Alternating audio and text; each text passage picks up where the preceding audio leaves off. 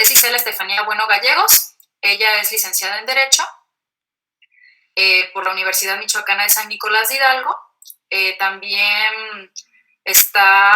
en 2013 cursó la especialidad en Derecho Procesal en la División de Posgrados de la Facultad de Derecho y Ciencias Sociales. Tiene una maestría en Derecho Procesal Constitucional en la Universidad Michoacana. Dentro de sus actividades académicas son vastas, son muchas. Tiene un curso impartido por la Judicatura Federal, tiene cursos variados,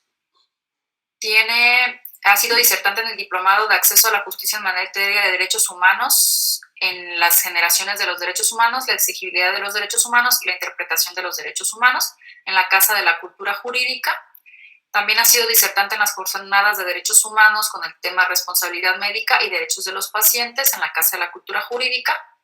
Ahí ha tenido diversas disertaciones de temas de derechos humanos. También ha sido ponente en el Diplomado de Justicia de Amparo.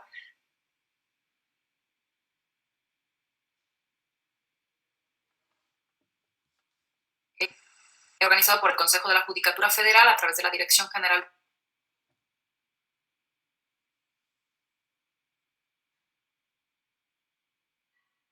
del Congreso Colombiano de Derecho Procesal en Cartagena, en el Congreso Mundial sobre Razonamiento Probatorio en España, en Seminario Interdisciplinario en Derechos Humanos, Políticas y Desarrollo, organizado por el Instituto Interamericano de Derechos Humanos de la Universidad Nacional del Rosario y la Pontífica de Argentina, y dentro de sus actividades laborales también son variadas. Y la última, que ahorita ella está, es secretaria del Juzgado Séptimo del Distrito en el Estado de Michoacán. El tema que hoy nos va a apoyar a impartir es la aplicación y alcances del interés superior del menor en las sentencias, específico con niños de discapacidad. Entonces, el ciclo de esta semana es el interés superior de la niñez. Sin más, maestra, un gusto. Yo ya había tenido ahí en la Casa de la Cultura Jurídica escucharla y pues le cedo el uso de la voz. Muchas gracias por su participación. La Comisión Estatal de Derechos Humanos de Michoacán agradece bastante que nos apoye el día de hoy con su conferencia. Muchas gracias, buenas tardes a todos. Primero que nada, agradecerles que se tomen el tiempo en escuchar esta pequeña plática que les quiero dar con relación a la aplicación y al alcance del interés superior del menor en las sentencias. No sé si todos me puedan ver o puedan tener la pantalla, porque les voy a presentar una presentación en PowerPoint. Sí se ve muy bien. Sí se ve. Muy bien.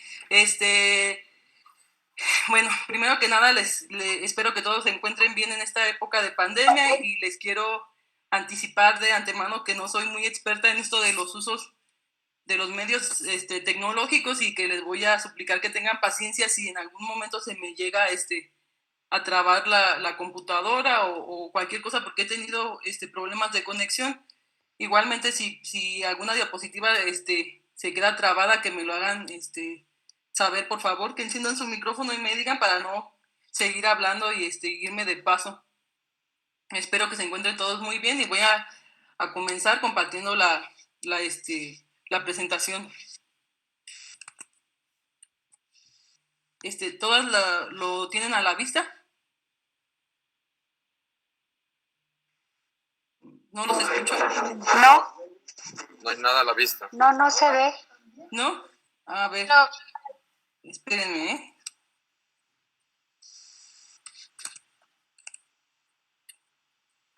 Sí, lo tengo compartiendo. A ver, déjenme ver cuál es la cuestión. Presentar ahora, a ver. Permítanme.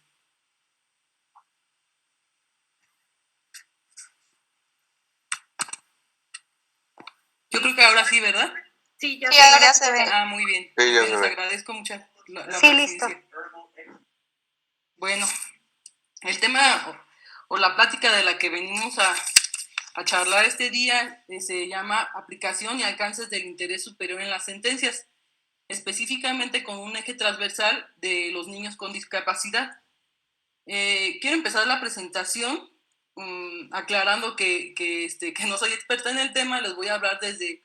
desde lo que yo hago en mi ejercicio profesional, desde lo que realizamos en las sentencias con relación a este principio del interés superior. En las sentencias en específico vamos a realizar el análisis de 2 sentencias en las que se realizó la aplicación de este interés en quejosos que tenían en específico la calidad de niños y que además tienen una discapacidad, en 2 temas diferentes.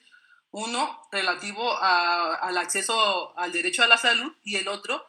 relativo o correspondiente al derecho al acceso a la educación.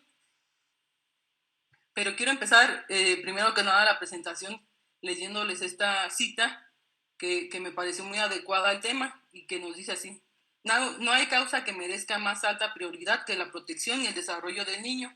de quien dependen la supervivencia, la estabilidad y el progreso de todas las naciones y, de hecho, de la civilización humana.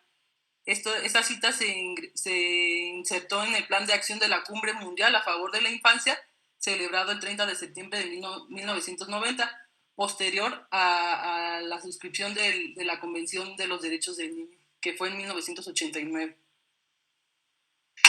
Empiezo el tema estableciéndoles que no podemos hablar de lo que es el interés superior del menor y su aplicación en la sentencia si no conocemos por principio de qué se trata. El interés superior del menor se trata de un principio que encontramos consagrado en el artículo 4 constitucional, 8º párrafo, en el que nos establece que en todas las decisiones, actuaciones del Estado, se velará y cumplirá con el principio del interés superior de la niñez, garantizando de manera plena sus derechos, y después nos dice: los niños y las niñas tienen derecho a la satisfacción de sus necesidades de alimentación, salud, educación y sano esparcimiento para su desarrollo integral. Este principio deberá guiar el diseño, ejecución, seguimiento y evaluación de las políticas públicas dirigidas a la niñez. Quiero ser muy clara que en ninguna parte, ni en la Constitución, ni en algún texto o en alguna ley se define expresamente lo que es el principio. ¿Por qué? Porque el principio del interés superior del menor no es una ley, no es una norma, no es un derecho en abstracto o que podamos aplicarlo objetivamente o exclusivamente a un tema. Es un principio porque se compone de un conjunto de directrices y de aspiraciones de justicia a las que se pretende alcanzar a través de la aplicación de este interés superior de la niñez. Es decir, es un principio que comprende un concepto jurídico indeterminado, que comprende varias categorías de lo que se debe de hacer para alcanzar este bienestar del menor. Este principio de interés superior del menor, no derecho, les insisto, no norma, no ley, sino principio, implica, entre otras cosas, tomar en cuenta aspectos dirigidos a garantizar y proteger el desarrollo y el ejercicio pleno de los niños. Son criterios rectores para elaborar normas y aplicarlas en todos los órdenes de la vida del menor, conforme lo que establece la Constitución Política de los Estados Unidos Mexicanos y la Convención sobre los Derechos del Niño. De modo, pues, que este principio no se limita exclusivamente a su aplicación al campo jurídico, al campo del derecho. Es un principio, un conjunto de directrices que deben de velar en todos y cada uno de los ámbitos y cada una de las categorías que tengan injerencia en lo relativo a la vida y al pleno desarrollo de los menores. Este principio del interés superior del menor tiene su origen convencional y lo encontramos por primera vez en el artículo 3º de la Convención sobre los Derechos del Niño de 1989, específicamente del 20 de noviembre de 1989. Y aunque ahí se establece cuatro disposiciones con relación a solo les ingresé 2, que son las que considero que son importantes. Y fíjense cómo en el número 1 nuevamente no encontramos una definición, simplemente encontramos una disposición en la que nos dice que en todas las medidas concernientes a los niños que tomen las instituciones públicas o privadas de bienestar social, los tribunales, las autoridades administrativas o los órganos legislativos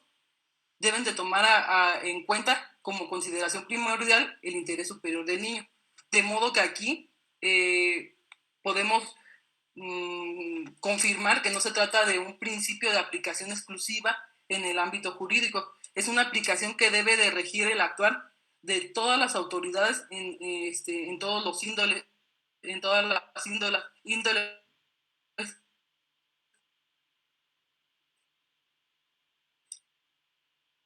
las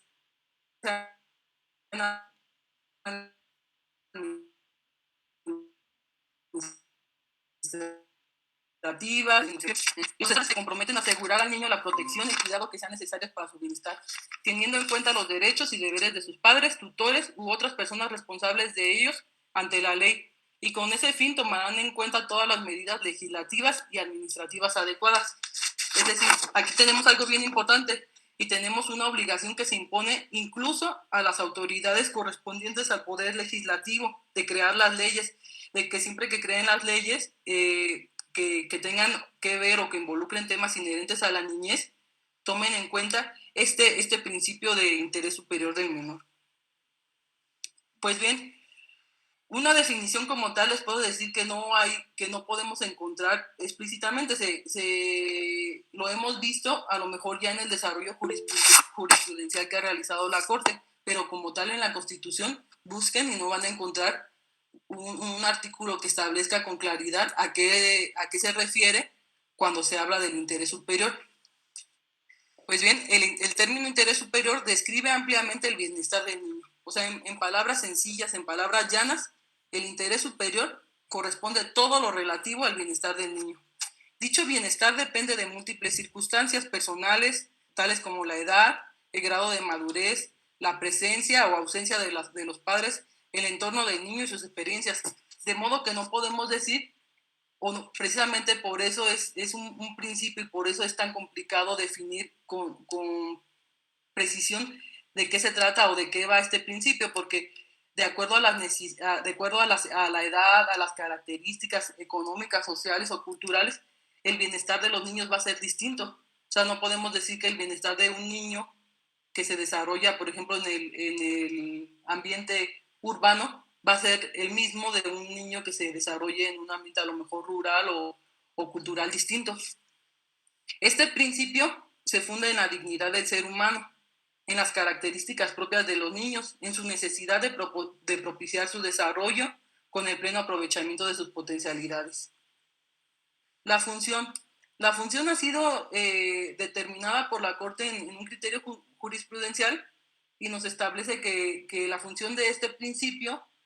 al menos en el aspecto jurídico, es constituirse en una obligación para todas las autoridades del Estado y asegurar la efectividad de los derechos subjetivos de los menores, todos sus derechos, derecho a la salud, derecho a la vivienda, derecho a la familia, derecho a los alimentos, derecho a la educación. Y nos dice que implica una prescripción de carácter imperativo, cuyo contenido es la satisfacción de todos los derechos del menor para potenciar el paradigma de la protección integral. Es decir, su función de este principio es garantizar una protección integral en todos los aspectos que sean inherentes, que sean necesarios para que los menores tengan una vida con dignidad. Jurisprudencialmente también se ha interpretado que la importancia de tomar en cuenta el interés superior,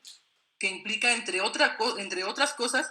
que todas las autoridades deben asegurar y garantizar que en todos los asuntos, decisiones y políticas públicas en las que se les involucre, todos los niños, niñas y adolescentes tengan el disfrute y goce de todos sus derechos humanos, especialmente de aquellos que permiten su óptimo desarrollo, esto es, los que aseguran la satisfacción de sus necesidades básicas, como alimentación, vivienda, salud física y emocional, el vivir en familia con lazos afectivos, la educación y el sano esparcimiento, elementos todos esenciales para el desarrollo integral. Aquí a lo mejor ya podemos cada quien empezar a formar nuestra definición acerca de este principio, es decir, es aquella obligación impuesta a cualquier autoridad estatal que asegure y satisfaga las necesidades básicas del menor. ¿Cuáles necesidades básicas? Pues la alimentación, la vivienda, la salud física, emocional, el convivir con su familia, la educación y su sano esparcimiento. ¿Y cuál es la función del interés superior en los procedimientos jurisdiccionales? que es aquí lo que nos interesa. Pero antes de decirles este aspecto de la función del interés superior en los procedimientos judiciales, quiero darles unos ejemplos de, por ejemplo, más bien de en qué casos podríamos estimar que se trata de una obligación impuesta a autoridades distintas a las jurídicas. Por ejemplo, se me ocurre en aquel caso en que un menor de edad se encuentre hospitalizado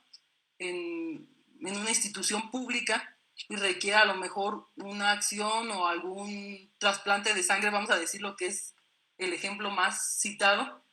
y que una transfusión de sangre, quiero decir, perdón, y que los papás por sus creencias religiosas o culturales no estén de acuerdo. Entonces ahí correspondería a las autoridades sanitarias, a un médico, al director del hospital, al Consejo de Bioética que tenga en su caso la institución de salud pública, determinar, al margen de la decisión de los papás de si quieren que se les transfunda o no la sangre a su hijo, determinar bajo esta óptica, bajo este eje rector del interés superior, qué es lo que mejor conviene para el niño, y en todo caso dar la vista al Ministerio Público para que el Ministerio Público o la autoridad judicial competente determine si se va a respetar o no la decisión de los padres, o si bien en aras de salvaguardar ese interés jurídico del menor, ese bienestar, se va a dejar de lado la decisión de los padres. A lo mejor también otro ejemplo de cuándo corresponde aplicar este principio de interés superior del menor a una autoridad distinta a la judicial, les puedo citar en aquel caso en el que una directora de un centro educativo se encuentre con una situación de bullying o de acoso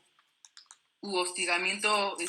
estudiantil a uno de los menores. Desde luego ahí todas las decisiones que emprenda con relación al tema deberá realizarlos bajo este eje protector de qué es lo que más corresponde. Así les puedo dar ejemplos de la aplicación de este principio en índoles administrativos distintos a la función jurisdiccional. Pero aquí la función que nos importa, o la aplicación de este principio que nos importa y que vamos a hablar, es precisamente de la jurídica, de aquella aplicación que nace o que tiene su génesis en las sentencias, en los procedimientos jurisdiccionales en los que se encuentran sometidos menores.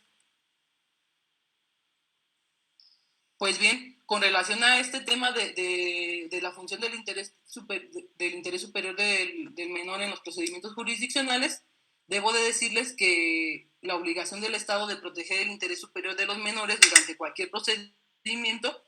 implica, entre otras cuestiones, primero, suministrar la información e implementar los procedimientos adecuados, adaptándolos a sus necesidades particulares, a las necesidades de los menores,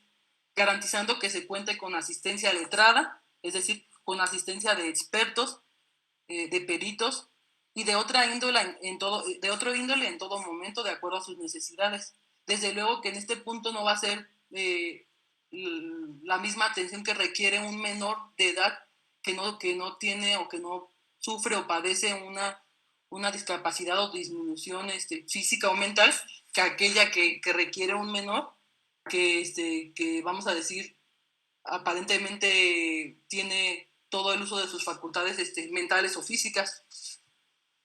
Desde luego,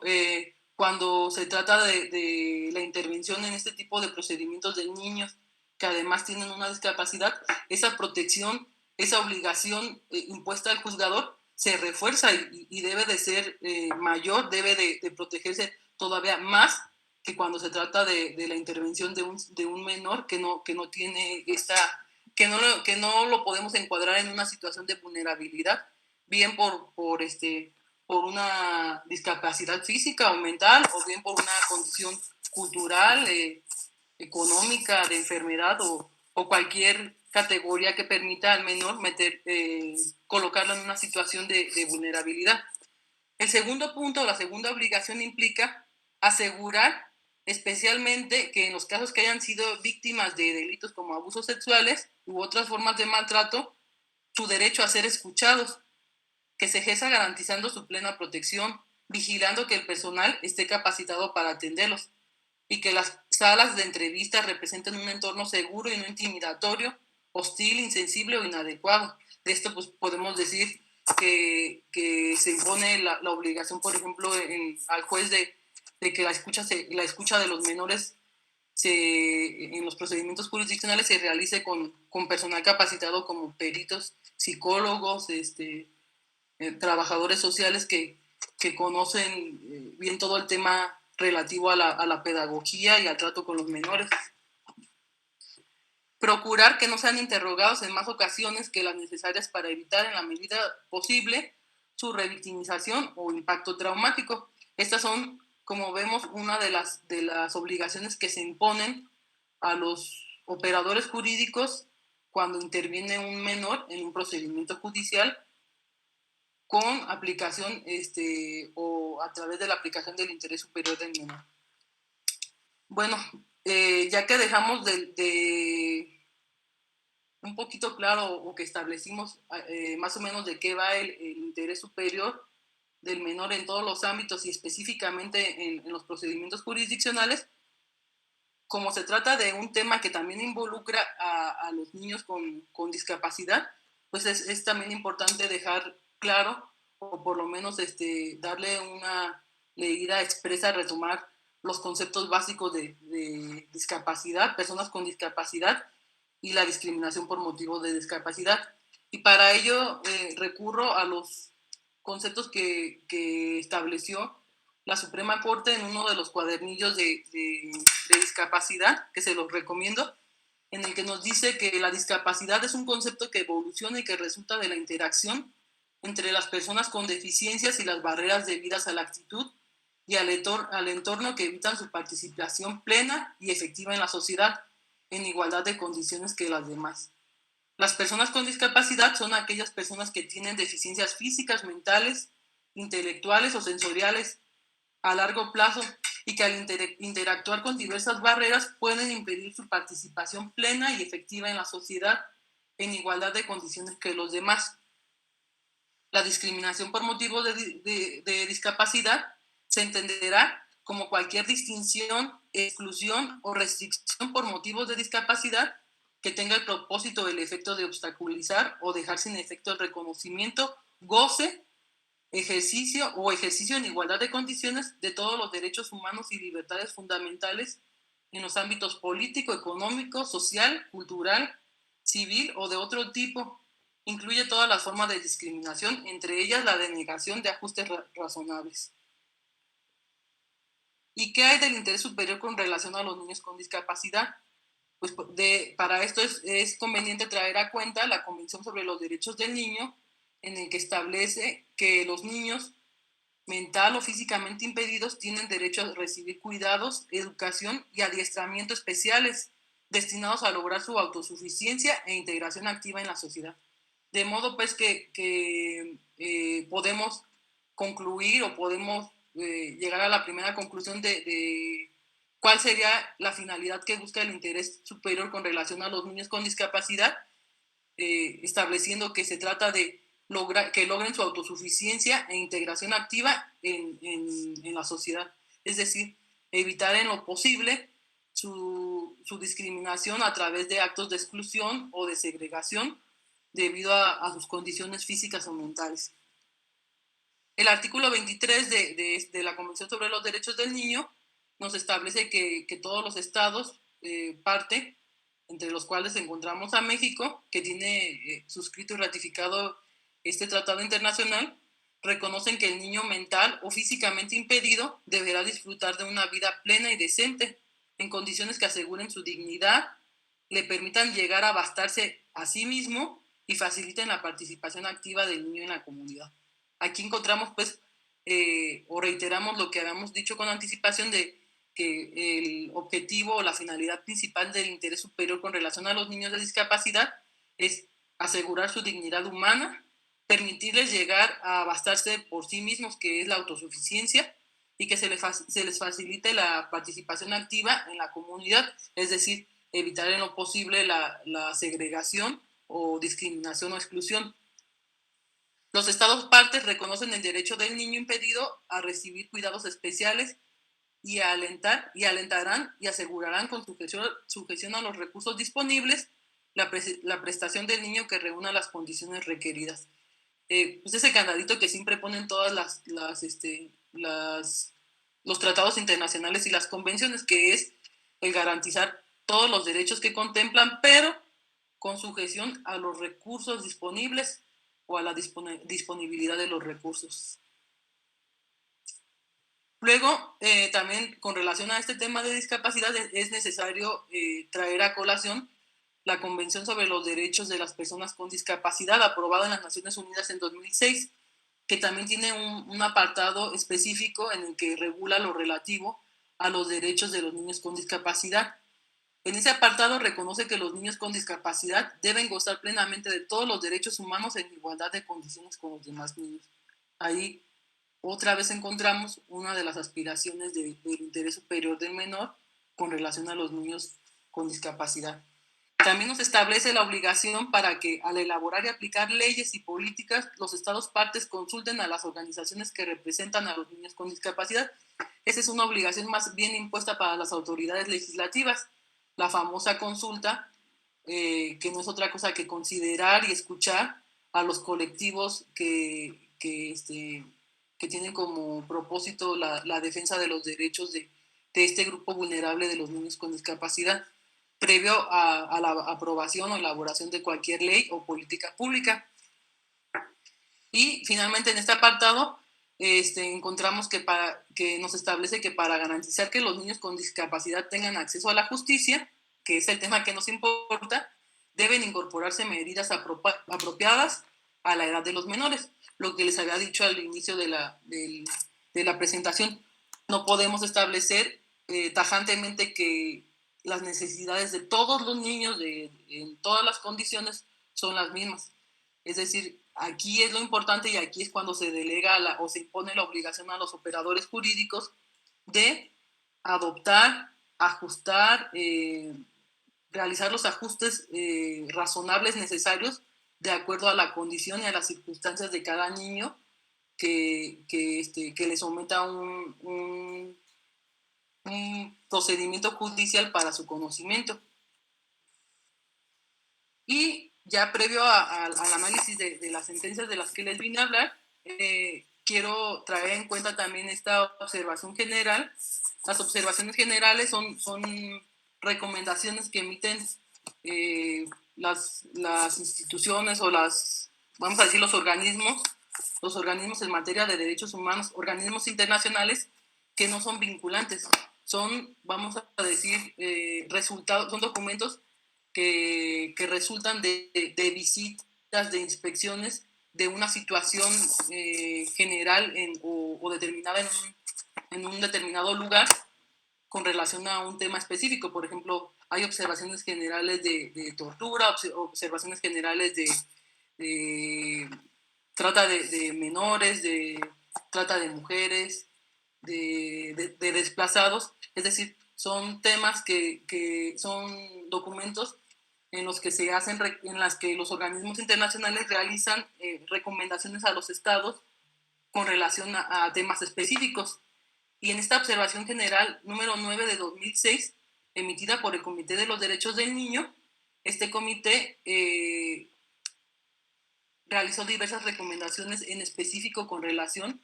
a los niños con discapacidad y habló de muchos temas, pero yo aquí nada más les traje las consideraciones de dos temas que son los que se vinculan directamente con los temas que vamos a analizar en las sentencias, y es el derecho a la salud y el derecho a la educación. Y con relación al derecho a la salud, estableció que el logro del mejor posible estado de salud, así como el acceso y la asequibilidad de la atención de la salud en calidad, es un derecho para todos los niños, y que los niños con discapacidad muchas veces se quedan al margen de todo ello debido a múltiples problemas, en particular a la discriminación, a la falta de acceso, a la ausencia de información y sobre todo a los recursos financieros, que era lo que les platicaba, que esa siempre es la excusa o el candadito que imponen todos los estados que suscriben un tratado de, bueno, pues yo cumplo con todos esos derechos y satisfago todos esos derechos siempre y cuando la disponibilidad de los recursos, de mis recursos, de mi dinero, me lo permitan. Y nos dice que si los niños normales tienen esa deficiencia de un acceso al derecho a la salud, pues todavía los niños con una discapacidad aún más por las barreras estructurales y materiales que tienen para hacer asequible este derecho. Nos dice que otro factor es la ausencia de programas de atención de salud dirigidos a las necesidades específicas de los niños con discapacidad. Y como vamos a ver en la sentencia de la que les voy a hablar, esto es evidente y latente en todos los estados de América Latina, cómo existen este tipo de ausencias de programas para la atención de las necesidades básicas, las necesidades esenciales de los niños con discapacidad. Otro problema que se encontró en esa observación general es que las políticas sanitarias con relación a los niños con discapacidad deben de ser amplias y ocuparse de la detección precoz de la discapacidad. Debe de haber intervención temprana, en particular de su tratamiento psicológico y físico. Debe de garantizarse su rehabilitación, incluidos aparatos físicos, por ejemplo, prótesis de miembros, artículos para su movilidad, que son tan importantes esos artículos para su movilidad, porque son finalmente la forma en la que se va a garantizar el que los niños con discapacidad puedan tener un derecho o un acceso de desplazamiento. Y el desplazamiento pues, es algo esencial para lograr la autosuficiencia, el tener una vida con dignidad. Aparatos para oír y para ver, que son también necesarios para que podamos hablar de que tengan una integración plena en la sociedad o en la comunidad y que no sean excluidos o relegados. En esta observación se insiste en que los servicios de salud con relación a los menores con discapacidad deben proporcionarse dentro del mismo sistema de salud pública que atiende a los niños que no tienen discapacidad. Es decir, no debe de haber un sistema de salud pública específico para los niños y que debe de ser para los niños con discapacidad y que debe de ser de forma gratuita siempre que sea posible y deben de ser actualizados y modernizados en la medida de lo posible. Hay que destacar la importancia de las estrategias de asistencia y rehabilitación basadas en la comunidad cuando se ofrezcan servicios de salud a los niños con discapacidad. Esa es la recomendación o los aspectos esenciales que realiza el comité con relación al derecho a la salud de los niños con discapacidad. Y el otro tema respecto del que también realiza recomendaciones con relación a los niños con discapacidad es respecto de la educación de calidad. En torno a este tema, el comité nos dice que los niños con discapacidad tienen el mismo derecho a la educación que todos los demás niños y que deben disfrutar de ese derecho sin discriminación alguna y sobre la base de la igualdad de las oportunidades. Que por ello el acceso efectivo de los niños con discapacidad a la enseñanza debe de garantizarse para promover su desarrollo de la personalidad, de las aptitudes y de su capacidad mental y física hasta el máximo de sus posibilidades. Nos dice que los niños con discapacidad se diferencian mucho entre sí. Los padres y los maestros y otros profesionales especializados tienen que ayudar a cada niño a desarrollar su forma y sus aptitudes de comunicación, su lenguaje, su interacción, orientación y la solución de sus problemas que se ajuste mejor a las posibilidades del niño. ¿Y por qué les hablo o por qué les traigo a colación estas recomendaciones emitidas en la Observación General número 9 emitida por el Comité de los Derechos del Niño? Porque es precisamente los temas que se abordaron en las dos sentencias que se emitieron en el Juzgado Séptimo de Distrito, en el que yo realizo mi actividad profesional. Son las sentencias 707-2016 y 415-2017, en las que se involucran niños con discapacidad y en las que, por un lado, se garantizó el derecho a la salud de una niña y por otro lado, en la 415-2017 se satisfizo el derecho a la educación de un niño también con discapacidad. El 707-2016 se trata de una quejosa de 9 años de edad con diversidad funcional porque padecía trisomía 21, que es el síndrome de Down, y además tenía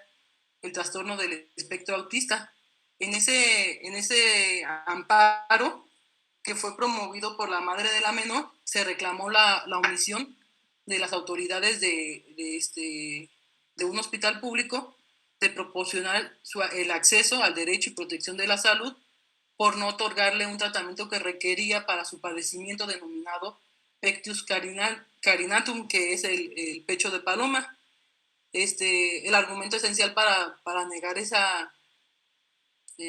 prestación fue que el aparato ortopédico que requería la niña no se encontraba dentro del catálogo universal de los servicios de salud del Seguro Popular. Y en el 415-2017 se trata de un quejoso de 4 años de edad, en la fecha en que se promovió el amparo, que padecía la diversidad funcional del síndrome de Prader-Willi, que es una enfermedad presente desde el nacimiento que afecta a diversas partes del cuerpo. Las personas que tienen este síndrome tienen hambre todo el tiempo y se vuelven obesas, pierden tono muscular y ocasionalmente tienen capacidad mental reducida, al igual que órganos sexuales subdesarrollados. En este asunto se reclamó una orden el niño asistía a una guardería subrogada a la que su mamá tenía derecho por parte de una prestación laboral, y se reclamó la orden de suspender el servicio de guardería subrogada que le prestaba el Instituto del Seguro Social, bajo el argumento que como el menor ya había cumplido los 4 años, pues que ya no podía estar en esa guardería integradora. Las guarderías integradoras, a diferencia de las guarderías normales, son guarderías que reciben a niños con diversos padecimientos o problemas funcionales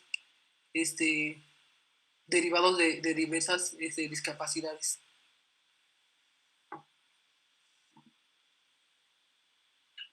Perdón. Pues bien, vamos a analizar primeramente la sentencia 707-2016 que se refiere de la niña que solicitó la colocación o que se le otorgara el tratamiento del aparato ortopédico para su padecimiento denominado pecho de paloma.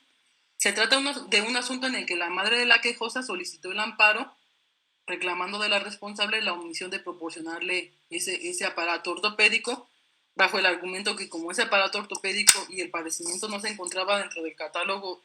universal de servicios de salud, pues entonces no debería de otorgárselo. La quejosa, en el momento en el que se promovió el amparo, tenía una edad de 9 años con 4 meses y padecía, como les dije, síndrome de Down y trastorno del espectro autista, lo que le ocasionaba una discapacidad permanente. Se le diagnosticó el padecimiento del pecho de canario, en relación con el cual únicamente existía en esa época existía un tratamiento y un médico calificado en la Ciudad de México para su atención. El tratamiento para dicho padecimiento solo se practicaba en el país de Argentina, el cual consistía en un compresor dinámico con valor de $4,642 americanos en aquella época, más o menos. En aquella época eran como 100,000 pesos. Por lo que su familia, al promover el amparo, alegó ser una familia de escasos recursos, solicitó que el hospital responsable le otorgara el tratamiento de forma gratuita, y el cual les digo, les negaron bajo el argumento que no se encontraba ni la enfermedad ni el tratamiento en el catálogo de los servicios universales. La mamá,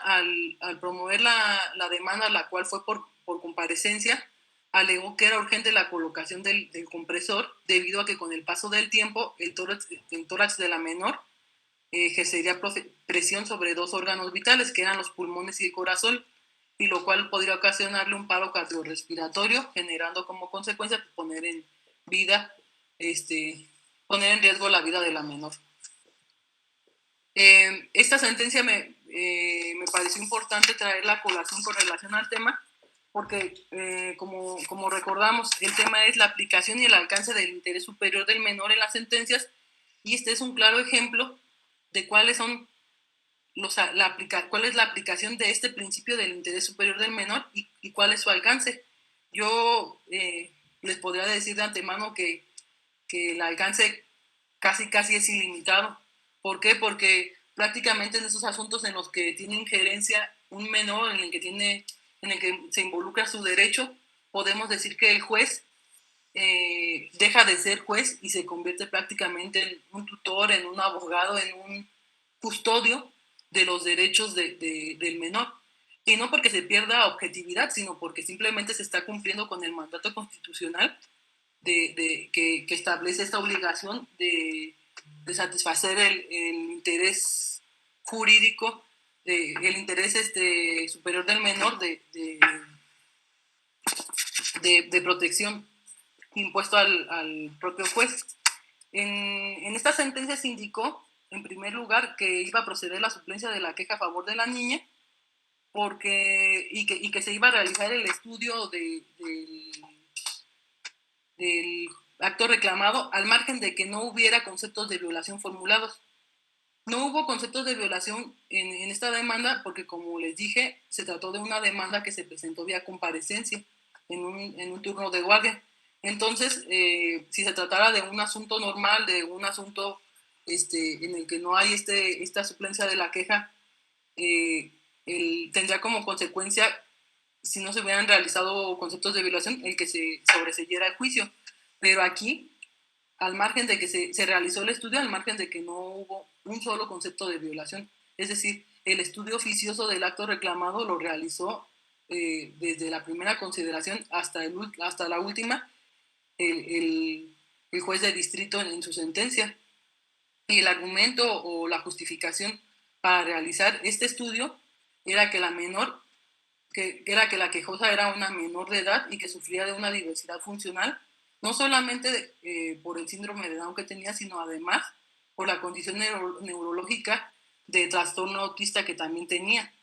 Por ello se indicó que constituía una obligación del juez de amparo analizar todas las disposiciones legales que más le convenieran a la quejosa y atender al estudio del mayor beneficio que le correspondiera. Es decir, aquí podemos ver claramente que si el juez de distrito, el juzgador en una sentencia en la que se involucra el derecho a un menor, puede incluso realizar el estudio de la demanda aún sin conceptos de violación, pues prácticamente podríamos concluir que no hay ningún límite para esa función protectora impuesta al juez, es decir, puede realizar cualquier cosa, recabación de pruebas oficiosas,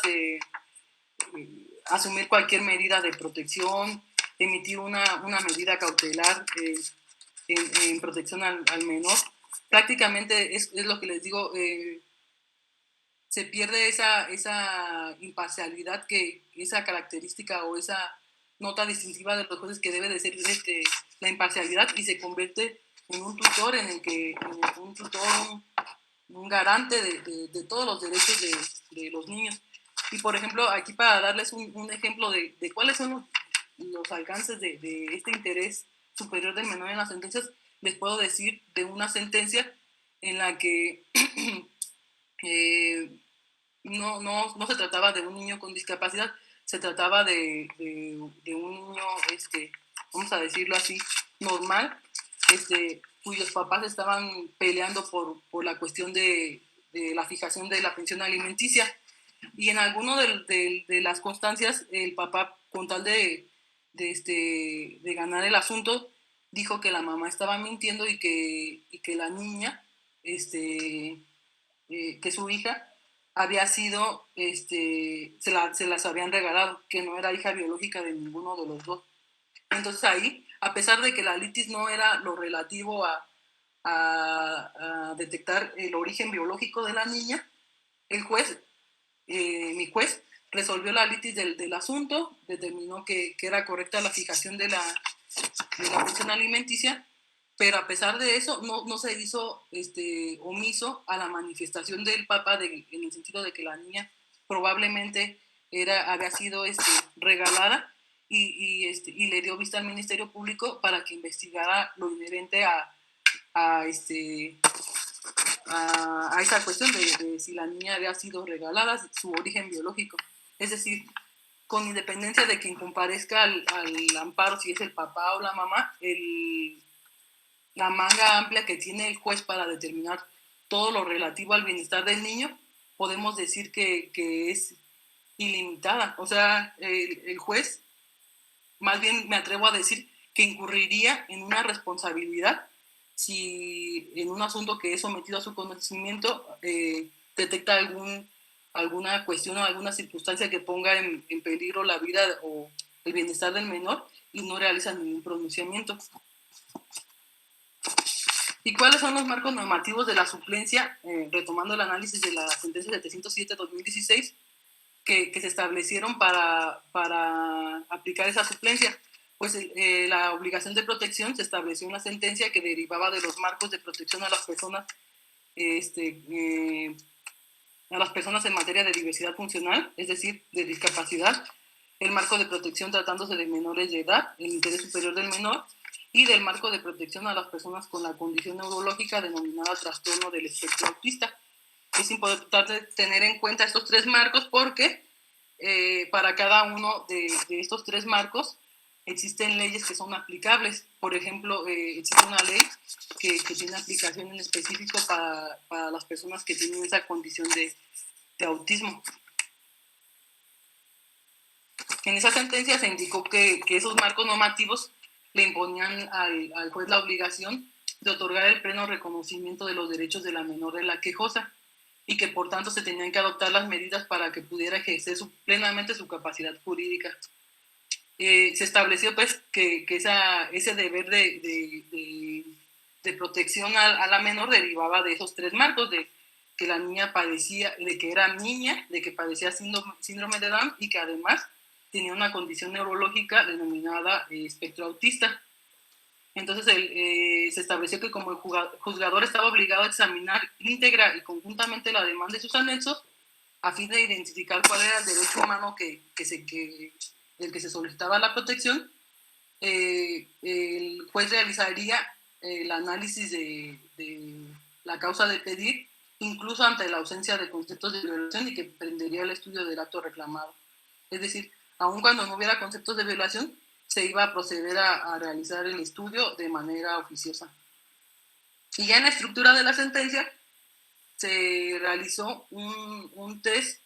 del núcleo esencial del derecho para detectar si, con independencia de que el tratamiento y el padecimiento que tenía la niña estaba contemplado o no en el catálogo de servicios universales de salud, las autoridades se encontraban obligadas a realizarlas, a otorgar el tratamiento. Con relación a lo del tema del test, no me voy a meter mucho a analizar esa técnica adoptada, porque finalmente esas son cuestiones más bien más técnicas o más de cuál fue el método que se utilizó para llegar a la decisión, pero les puedo decir que un test es un método argumentativo para otorgar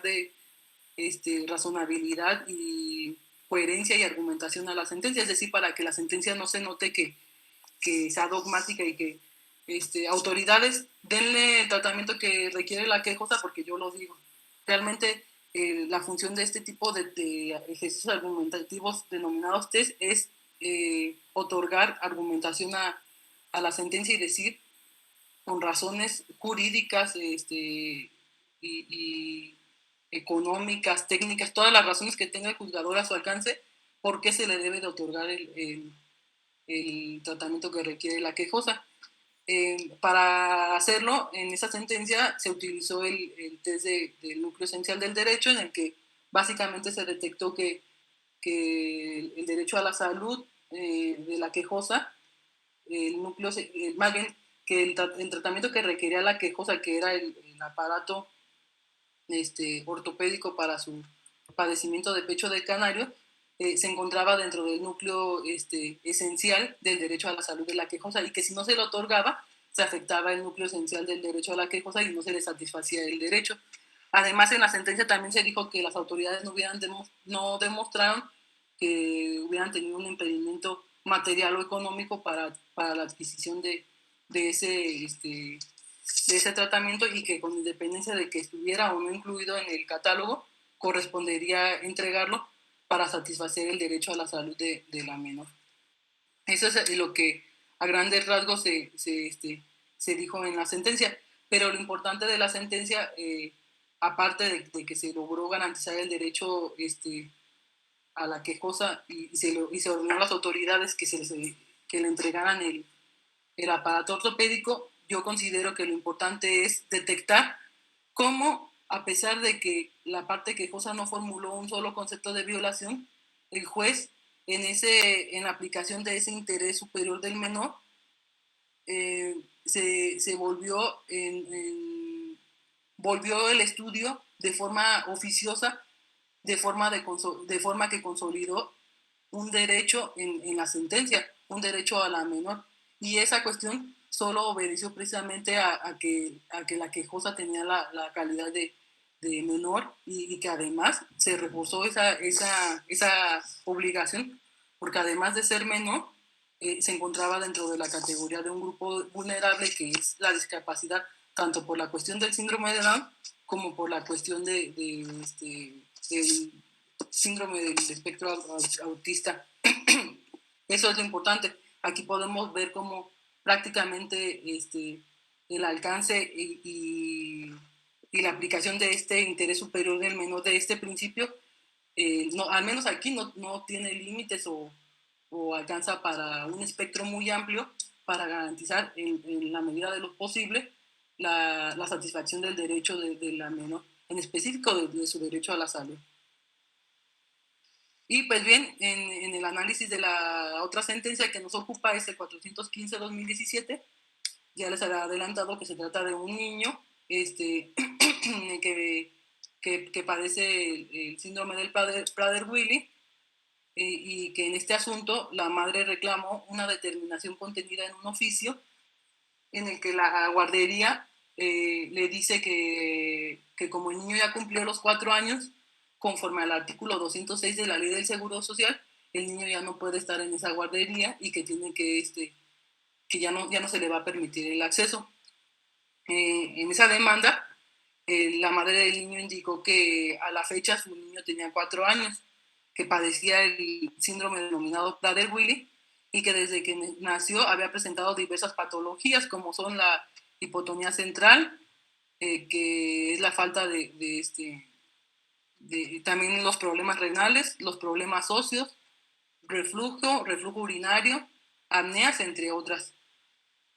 Argumentó en su demanda la mamá que desde el momento en que el menor ingresó a la guardería subrogada, había mejorado impresionantemente en su movimiento de motores y en su capacidad neurológica, y que a partir de su estancia en esa guardería, en el que se contaba con un área especial que le brindaba atención especializada y terapia motora, había significado avances que el menor no había presentado en otras terapias a las que había asistido.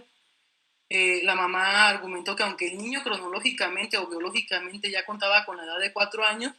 su edad mental y ósea era diferente debido al trastorno genético que padecía,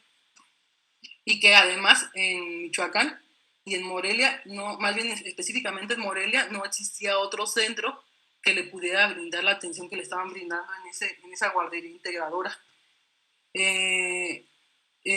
También argumentó la mamá que ella era que tenía un empleo y que no podía cuidarlo, y que tenía capacidad y que no tenía capacidad y conocimientos técnicos para otorgar las terapias que requería su niño para desarrollarse motoramente. En el argumento ya jurídico, la mamá dijo que el artículo 206, que prescribe la obligación de que los niños que tengan 4 años deben de salir de la guardería, en el caso específico de su hijo era discriminatorio porque contenía un criterio de distinción, que era el de la edad, que atentaba contra la condición del menor al padecer una diversidad funcional permanente derivada de ese síndrome de Prader-Willi. En la sentencia, al igual que en el asunto 707, se estableció la suplencia de la queja. Aquí el juez indicó que procedía a la suplencia de la queja porque el niño, el quejoso era menor de edad y porque tenía una diversidad funcional. Dicha obligación también derivó del marco normativo de protección a las materias en materia de personas de diversidad funcional, es decir, de discapacidad, y en el marco de protección de menores de edad. El alcance que se le dio a la suplencia de la queja en esta sentencia fue básicamente el que el juez otorgó un valor probatorio a las pruebas, un valor probatorio pleno a las pruebas que allegó la mamá, a pesar de que eran copias simples. Es decir, el juez, vamos a decirlo, a diferencia de lo que hubiera estado obligado a realizar en otro asunto que no involucraba a un menor, inobservó las reglas procesales, porque procesalmente hablando, cuando se ofrece una prueba en copia simple, no tiene valor probatorio. Sin embargo, aquí el principio del interés superior del menor alcanzó para que aun cuando fueran copias simples, el juez las considerara suficientes y a partir de ellas tuviera probados todos los hechos que la mamá alegó en la demanda. Y la valoración de estas pruebas alcanzó también precisamente para que se le pudiera conceder el amparo al menor. Y aquí les inserté el criterio, el rubro del criterio que permite realizar esta inobservancia de la regla procesal al juez. Y nos dice: menores de edad o incapaces, procede la suplencia de la queja en toda su amplitud, sin que obste la naturaleza de los derechos cuestionados ni el carácter del promovente. Y lo que nos dice a grandes rasgos este criterio es que la suplencia de la queja alcanza, cuando involucra a menores, alcanza para todo. Nos dice: el alcance de la misma comprende desde el escrito inicial de demanda de garantías hasta el periodo de ejecución de la sentencia en caso de concederse el amparo. Dicha suplencia opera invariablemente cuando esté de por medio, directa o indirectamente, la afectación en la esfera jurídica de un menor de edad o de un incapaz, sin que para ello sea determinante la naturaleza de los derechos familiares que estén en controversia o el carácter de quien o quienes promuevan en el juicio de amparo. Esto era lo que les decía, por ejemplo, en el asunto que les comenté que promovió el papá y que dijo que aparentemente la niña se las habían regalado. No importa que haya promovido el papá, se ordenó que se investigara lo relativo al vínculo biológico de la menor, aunque esa determinación o esa orden pudiera afectar incluso también al propio papá. Este criterio también nos dice que no corresponde exclusivamente a los padres, sino a la sociedad en general, el cuidado de la niñez, y que debe de operar desde la demanda hasta la ejecución de la sentencia, incluyendo omisiones en la demanda, insuficiencia de conceptos de violación y de agravios, recabación oficiosa de pruebas y todos los actos que integran el desarrollo del juicio para lograr el bienestar del menor o del incapaz. En esta sentencia 415-2017, el alcance de la suplencia fue que otorgar valor probatorio pleno a pruebas que legalmente no tenían ningún valor. En la sentencia se consideró que el juzgador no estaba impedido para otorgar valor probatorio pleno a las documentales, a pesar de que fueran copias simples, porque no fueron objetadas y porque además en suplencia de la queja deficiente, de acuerdo a la legislación supletoria, el juez podía apreciarlas discrecionalmente. Otro alcance del principio del interés superior del menor en esta sentencia fue que se indicó que aunque la demanda de amparo fue promovida por la madre del menor, se emprendería el estudio de los conceptos de violación y, de ser necesario, se supliría la deficiencia de la queja de los conceptos de violación.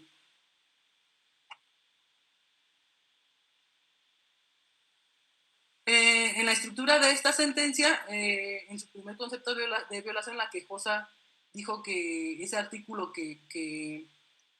ordenaba que los niños a partir de los 4 años ya no fueran recibidos en la guardería,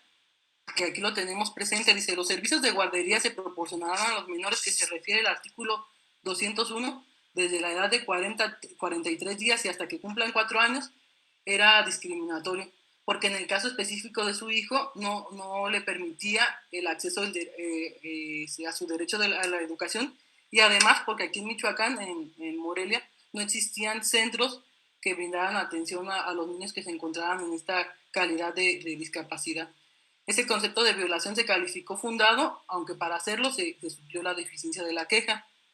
El argumento esencial de la sentencia es que, más bien, para decir que efectivamente el artículo era discriminatorio, se aplicó también un test como método en la sentencia y se denominó el test de igualdad y no discriminación para demostrar que la distinción que contiene el artículo 206 de la edad de los 4 años, aunque perseguía un fin constitucionalmente válido para el quejoso, no era accesible su derecho a la educación. Básicamente se dijo que aunque el artículo en un principio parecía una norma que era neutra porque perseguía un fin constitucionalmente válido en la medida que lo que busca es que los niños, una vez que cumplan 4 años, continúen con su instrucción en la educación preescolar, lo que constitucionalmente es obligatorio. Ese fin solo es accesible para los niños que efectivamente pueden entrar o continuar con su educación en un kinder, en un jardín de niños, pero que para el menor quejoso por su discapacidad, este fin no era posible realizarlo, porque aquí en Morelia no había otro centro educativo que le permitiera que después de los 4 años pudiera él continuar con sus terapias o con sus terapias o con su otorgamiento de educación. En la sentencia se concluyó también que aunque la norma por principio perseguía un fin constitucionalmente válido, que era el seguir con la educación, este objetivo debería entenderse dirigido exclusivamente a aquellas personas que estuvieran en condiciones de acceder a él, no así a aquellos individuos que por su condición social, económica, cultural o física pertenecieran a un grupo vulnerable, como en el caso del quejoso, que derivado del síndrome de Prader-Willi presentaba una diversidad funcional. De esa forma, en la sentencia se consideró que aunque la norma sí perseguía un fin constitucionalmente válido para el quejoso, no era posible que continuara en el kinder por la diversidad funcional. Y que entonces, en específico y exclusivamente para el quejoso, se configuraba una imposibilidad material para que él pudiera acceder al objetivo apremiante que buscaba esa norma, que era continuar con su formación educativa en un centro preescolar, y que ello se traducía en una discriminación por resultado, en una discriminación estructural sustantiva o de hecho, es decir, en una discriminación por resultado, porque aunque la norma en sí misma no discrimina a los niños, el resultado es que no todos los niños cuando cumplen 4 años están en posibilidades de continuar o de acceder a una educación preescolar. En la sentencia se determinó que ese artículo, la aplicación de ese artículo, era violatorio del principio de igualdad jurídica, al dar lugar a actos discriminatorios por la aplicación de una norma aparentemente neutra, pero que no existía justificación para esa discriminación. Se determinó que este artículo 206, a través del cual se decidió dar de baja al menor quejoso de la guardería integradora, porque ya había cumplido los 4 años, era inconstitucional en la medida que por su diversidad funcional derivada del síndrome de Prader-Willi no estaba en condiciones de acceder al objetivo constitucional que persigue ese criterio diferenciador, el de la edad, inserto en la norma que se reclamaba como inconstitucional, el cual se dirige primordialmente a que los menores que egresan de las guarderías continúen con su instrucción de educación básica preescolar. Y conforme a la causa de pedir en esta sentencia, la concesión fue para que, como la mamá decía que el niño tenía un desfase de 9 meses en relación a su edad biológica, para que el niño pudiera continuar otros 9 meses más en el servicio de la guardería. Es decir, a partir de los 4 años, otros 9 meses, que fue lo que pidió la mamá. Dice, bueno, como mi niño tiene un desfase biológico de 9 meses, pues solicitó el amparo para que se le permita quedarse otros 9 meses. Esta sentencia, con eso ya concluyo, fue impugnada por las autoridades y se fue al colegiado, y del colegiado fue remitido a la Suprema Corte. En la Suprema Corte, la segunda sala confirmó en sus términos la sentencia, pero modificó los efectos para los que se concedió y esencialmente determinó que 9 meses era muy poco para garantizar un ajuste razonable en la discriminación que había sufrido el quejoso, y que el juez debería de realizar otros estudios para determinar, no por un criterio de un término específico de tiempo, sino se debería de realizar unas pruebas periciales para determinar si el niño ya estaba en condiciones o no de acceder a una institución preescolar. Y bien, con eso concluyo mi presentación. No sé si tengan alguna duda, alguna sugerencia o comentario.